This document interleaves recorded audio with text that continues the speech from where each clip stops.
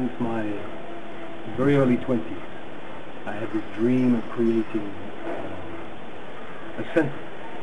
And more recently, over the last 12, 15 years since I got into yoga, and really found that to be a beautiful path for me, then it became a natural progression to move from some kind of center to specifically a yoga retreat center. And the vision became clearer and clearer.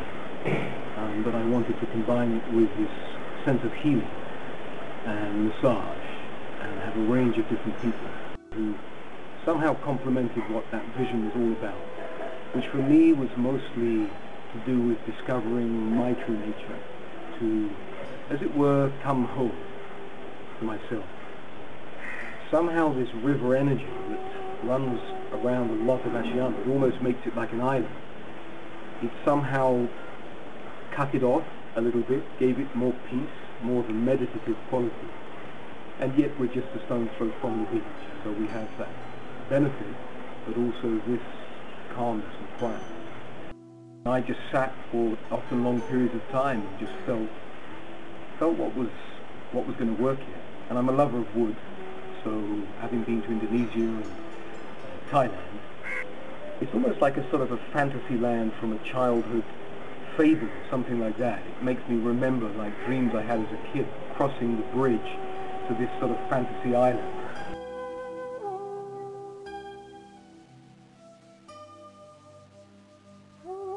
Yeah, I've just tried to create something that flowed with nature. It was built around the trees. So we have 3 yoga shalas.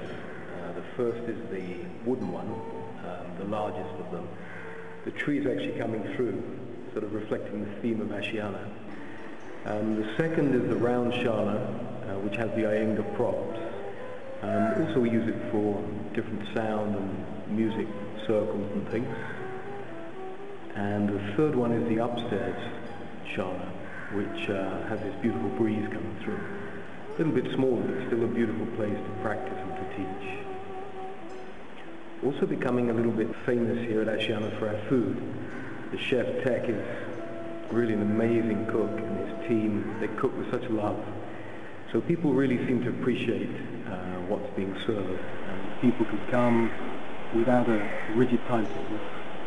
We run 2 classes a day, morning and afternoon, and they can attend these, and then they're free to do what they like.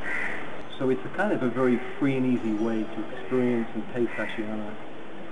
Alternatively, we have a whole sequence of retreats that run throughout the season, the timetable from the very beginning of, let me say, October, right the way through to the end of April. Some of those are run by us, and quite a few are run by outside teachers who bring their people, but they're also open to other people to attend. And then we have the teacher training.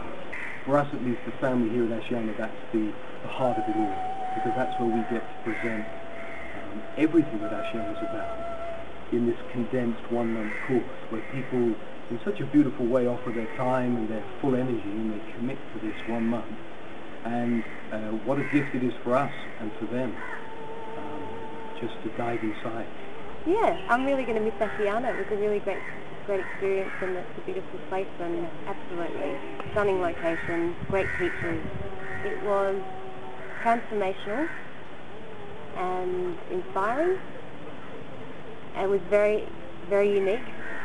They're more interested about teaching you to know yourself and you becoming aware of yourself rather than you looking up to a guru per se. I came in looking for answers. I came here hoping that all the questions I had about myself, about yoga, that I would somehow be given the answers and gain clarity in that regard, and I totally wasn't. But what I was given was the opportunity to look within myself to find those answers and find my own answers. And for me, that's what this training is about. So the training is a beautiful thing for us to be able to do. We'll be running 2 of those for next season. And yeah, it kind of really complements what Ashiyana is all about. This invitation to dive inside, to really confront what it is that stops us from being the open, loving being we all know we are, somehow.